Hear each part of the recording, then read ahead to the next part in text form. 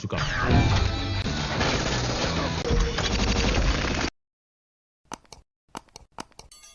Movie की कहानी set है फ्यूचर में 2050 के अराउंड, जहां पर इंसानों की जगह रोबोट्स को यूज किया जाता है। उन रोबोट्स को जंग के मैदान में और बॉर्डर्स में यूज किया जाता है। तो रोबोट्स के इन कामों को कवर करने के लिए एक मीडिया रिपोर्टर वहां पर आई होती है, जो कि रोबोट्स के काम को लाइव टेलीकास्ट करके दुनिया को दिखाती है। लेकिन उस जगह पर कुछ टेररिस्ट भी मौजूद होते हैं जो उन रोबोट्स को तबाह करना चाहते हैं, और वो टेररिस्ट उन रोबोट्स के ऊपर हमला कर देते हैं। लेकिन सारे रोबोट्स मिलकर सिचुएशन को हैंडल कर लेते हैं। इन रोबोट्स को बनाने वाली कंपनी का नाम है ओमनिकॉन, और ओमनिकॉम कंपनी का मालिक है रेमंड सेलर्स। तो सेलर्स अपने इन रोबोट्स को सिर्फ बॉर्डर्स तक ही नहीं बल्कि हर अमेरिकन की रोजमर्रा की जिंदगी में उनके सुरक्षा के लिए शामिल करना चाहते हैं। दूसरी तरफ ऑपोजिशन पार्टी के लीडर ह्यूबर्ट ड्राइफर्स इस चीज को मना कर देते हैं। उनके हिसाब से इंसानों को रोबोट्स के ऊपर पूरी तरीके से डिपेंडेंट नहीं होना चाहिए। इसके कारण एक पब्लिक वोट होता है जिसमें ज्यादातर लोग ह्यूबर्ट ड्राइफर्स को ही सपोर्ट करते हैं। इसके बाद हमें इस मूवी के मेन हीरो एलेक्स मर्फी को दिखाया जाता है, जो कि अपने एक फेल्ड मिशन के रिपोर्ट के लिए अपने चीफ ऑफिसर के रूम में जाते हैं। तो उनका फेल्ड मिशन था गैर कानूनी हाईटेक हथियारों के डीलर्स का पता लगाना, और उस मिशन के दौरान उनका पार्टनर भी घायल हो जाता है, जिसके लिए उनके चीफ एलेक्स को मिशन से निकाल देते हैं। इसके बाद पार्लियामेंट में एक डिबेट होती है जिसमें ये तय करना होता है कि मिस्टर सेलर्स के रोबोट्स को अमेरिकी पब्लिक के आम जिंदगी में लाना चाहिए या नहीं। और एक बेसिक लॉजिक के कारण मिस्टर सेलर्स हार जाते हैं, और वो बेसिक लॉजिक ये होता है कि एक रोबोट के अंदर फीलिंग्स नहीं होता, तो वो जंग के मैदान में किसी भी बच्चे को भी मार सकता है। इसके बाद मिस्टर सेलर्स और उनकी टीम बैठ के इस चीज पे डिस्कशन करते हैं कि कैसे उनके रोबोट्स को एज प्रोडक्ट अमेरिकी जनता के बीच पॉपुलर किया जा सके। तो मिस्टर सेलर्स अपना एक आइडिया देते हैं कि अमेरिकी पब्लिक को कोई ऐसा चाहिए जो उन्हें इंस्पायर कर सके, कोई ऐसा जो उन्हें रोबोट जैसा ना लगे, जिसे देखकर वो सेफ फील कर सके, एक सुपर हीरो की तरह। तो उनका आइडिया ये होता है कि वो एक इंसान को एक रोबोट के अंदर डालेंगे, जिसके लिए उन्हें किसी की मदद चाहिए, और वो उस मदद को लेने के लिए डॉक्टर टेनेट के पास जाते हैं। डॉक्टर टेनेट पहले तो इस चीज के लिए मना कर देते हैं, लेकिन जब मिस्टर सेलर्स उन्हें एक नया पर्सपेक्टिव दिखाते हैं तब वो भी इस प्रोग्राम में मान जाते हैं। इसके बाद मिस्टर सेलर और डॉक्टर टेनेट रोबोट के लिए जिस इंसान को चाहिए उनकी तलाश शुरू कर देते हैं। लेकिन डॉक्टर टेनेट किसी को भी सिलेक्ट नहीं करते, क्योंकि रोबोट में फिट होने के लिए कैंडिडेट को मानसिक तौर से संतुलित होना चाहिए, जो कि कोई भी कैंडिडेट नहीं है। इसके बाद डिटेक्टिव मर्फी को दिखाया जाता है, जो कि अपने पार्टनर को हॉस्पिटल में देखने आए हैं, और वो अपने पार्टनर से वादा करते हैं कि वो अपने अधूरे मिशन को पूरा करके ही छोड़ेंगे। इसके बाद डिटेक्टिव मर्फी अपने घर वापस आ जाते हैं। घर में उनकी एक वाइफ और एक बेटा है। बेटे का नाम डेविड है। डिटेक्टिव मर्फी अपने वाइफ के साथ थोड़ा सा पर्सनल टाइम स्पेंड करते हैं, लेकिन तभी उनकी गाड़ी से आवाज आती है, और वो चेक करने के लिए जैसे ही अपने गाड़ी के पास जाते हैं और गाड़ी का दरवाजा खोलते हैं, और तभी गाड़ी में ब्लास्ट होता है और वो बुरी तरीके से इंजर्ड हो जाते हैं। फिर हमें डिटेक्टिव मर्फी की कंडीशन दिखाई जाती है, और उनके केस को स्टडी कर रहे हैं डॉक्टर टेनेट, और डॉक्टर टेनेट डिटेक्टिव मर्फी की कंडीशन को उनकी वाइफ को समझाते हैं। डिटेक्टिव मर्फी की बॉडी 80% तक जल चुकी है, वो एक आंख से अंधे हो चुके हैं और बहरे भी। और फिर डॉक्टर टेनेट मर्फी के वाइफ को रोबोट प्रोग्राम के बारे में बताती है, और यही एक रास्ता होता है डिटेक्टिव मर्फी को बचाने का। तो उनकी वाइफ इस चीज के लिए मंजूरी दे देती है। कुछ महीने बाद सर्जरी सक्सेसफुल होता है, और डिटेक्टिव मर्फी के बचे कुछ बॉडी को सक्सेसफुली एक रोबोट के अंदर डाला जाता है। लेकिन जब डिटेक्टिव मर्फी की आंखें खुलती है तब उन्हें बिल्कुल भी पता नहीं होता कि उनकी बॉडी अब नहीं रही। उन्हें लगता है कि वो किसी सूट के अंदर है, और वो अपनी इस हालत को देखकर बहुत ही ज्यादा पैनिक कर जाते हैं, और फिर वो उसी सूट के साथ भाग जाते हैं। फिर थोड़ी दूर भागने के बाद डॉक्टर टेनेट उसके सिस्टम को ऑफ कर देते हैं, और एलेक्स मर्फी को वापस लैब में लाकर उनको उनके सच्चाई से रूबरू करवाते हैं। और जब वो अपनी हालत देखते हैं वो दंग रह जाते हैं। उनकी बॉडी में से सिर्फ लंग्स, हार्ट, उनका चेहरा, दिमाग और एक हाथ का टुकड़ा ही बचा हुआ है। अपनी ये हालत देखकर वो अपने आप को संभाल नहीं पाते, और वो डॉक्टर टेनेट से कहते कि इससे बेहतर होता कि वो उन्हें मार ही देते। लेकिन डॉक्टर टेनेट एलेक्स मर्फी की बीवी की बात कहकर उसे जिंदा रहने के लिए मना लेते हैं। इसके बाद एलेक्स वीडियो कॉल में अपनी बीवी के साथ बातें करता है, लेकिन अभी भी वो अपनी बीवी को अपनी हालत दिखाने से डरता है। इसके बाद हम देखते हैं कि एलेक्स मर्फी की सूट की सर्विसिंग हो रही होती है, जहां पर एलेक्स मर्फी की ब्लड को प्यूरिफाई किया जा रहा है। इसमें होता ये है कि एलेक्स मर्फी के दूषित ब्लड को निकाल के उसे प्यूरिफाई करके उस ब्लड में प्रोटीन, कार्ब्स, मिनरल्स और फैट दिया जाता है उनके लिविंग ऑर्गन्स के फंक्शन के लिए, और इसी तरीके से वो जिंदा रह सकते हैं। इसके बाद एलेक्स मर्फी का एक टेस्ट लिया जाता है उनके और एक रोबोट के बीच, ये देखने के लिए कि उन दोनों में से बेहतर परफॉर्मर है कौन। तो वो रोबोट और एलेक्स मर्फी दोनों ही अपना मिशन कंप्लीट करते हैं, लेकिन रोबोट अभी भी एलेक्स मर्फी से ज्यादा बेहतर है। तो आखिर प्रॉब्लम कहाँ है? प्रॉब्लम है इंसानी जज्बातों में।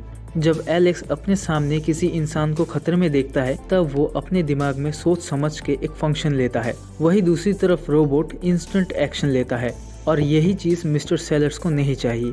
तो मिस्टर सेलर्स डॉक्टर टेनेट से इस चीज को सॉल्व करने के लिए कहते हैं। तो डॉक्टर टेनेट एलेक्स के ब्रेन में कुछ चेंजेस करते हैं। वो क्या चेंजेस है वो हमें थोड़ी देर बाद पता चलेगा।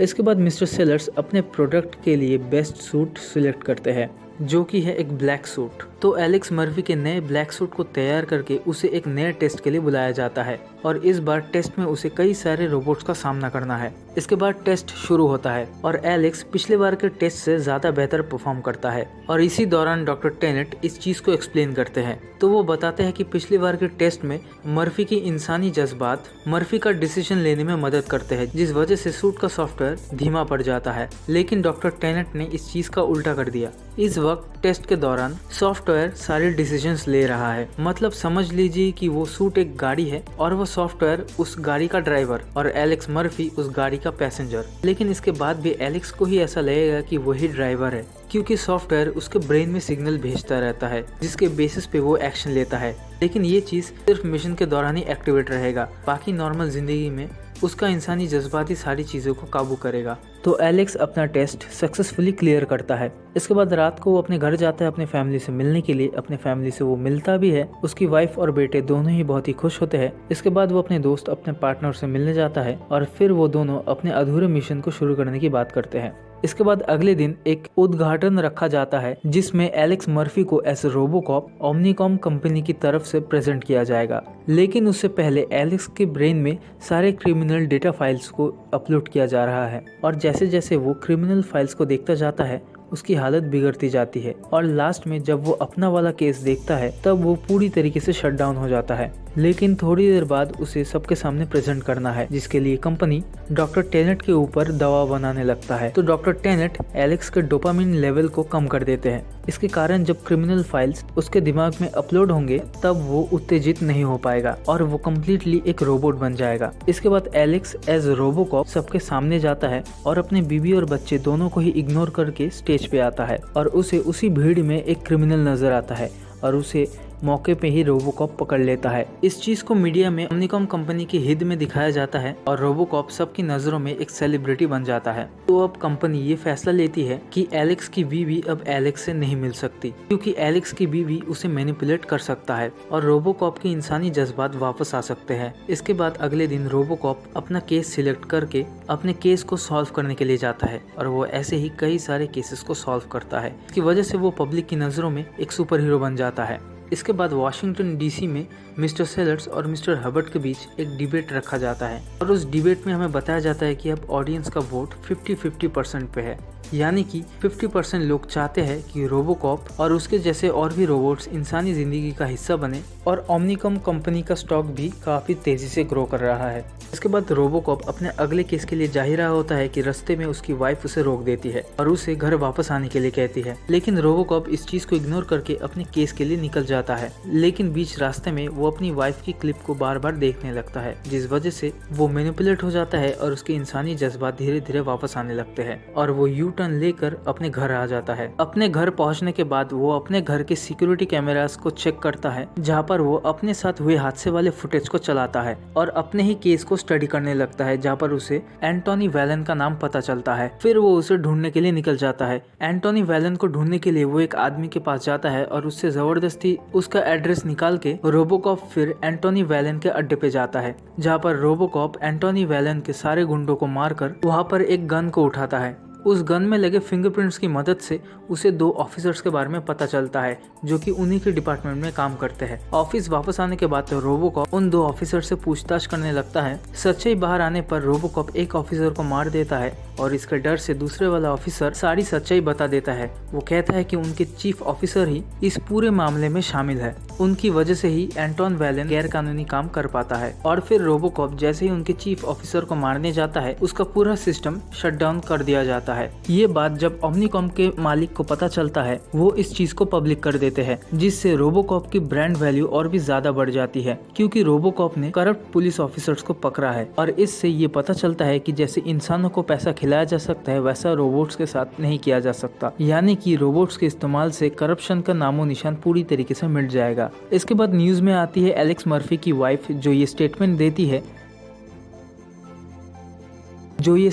देती है कि ओमनिकॉम वाले उन्हें उनके पति से मिलने नहीं देते। तो ओमनिकॉम वाले इस चीज का हल ढूंढने के लिए लग जाते हैं। तो उनका आइडिया ये होता है कि एक शहीद हीरो का आइडिया ज्यादा बेहतर तरीके से काम करेगा, जिससे मर्फी की वाइफ का प्रॉब्लम भी सॉल्व हो जाएगा और मर्फी से भी उनका छुटकारा मिल जाएगा। तो मिस्टर सेलर्स इस चीज के लिए डॉक्टर टेनेट को बुलाते हैं और अपने प्लान के लिए वो डॉक्टर टेनेट को मना भी लेते हैं। लेकिन डॉक्टर टेनेट एक अच्छे इंसान है जो कि ये नहीं करना चाहते, क्योंकि मर्फी की एक फैमिली है जो कि मर्फी से बहुत ज्यादा प्यार करते हैं। इसके बाद ओमनिकॉम वालों की तरफ से उनकी वाइफ को ओमनिकॉम के ऑफिस बुलाया जाता है उनके पति के डेथ की जानकारी देने के लिए।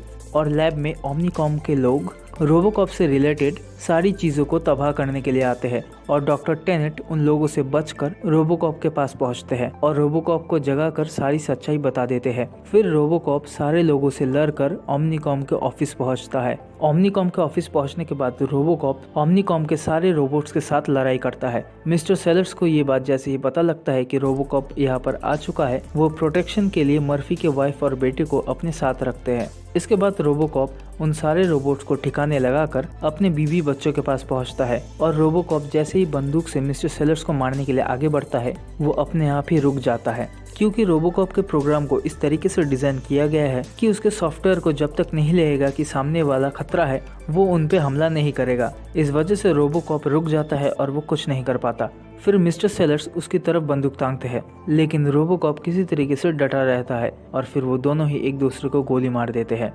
इसके बाद कई महीने बीत जाते हैं और रोबोकॉप बिल्कुल ठीक है और नए तरीके से दुनिया के सामने आने के लिए तैयार है और मूवी यहीं पर ही खत्म।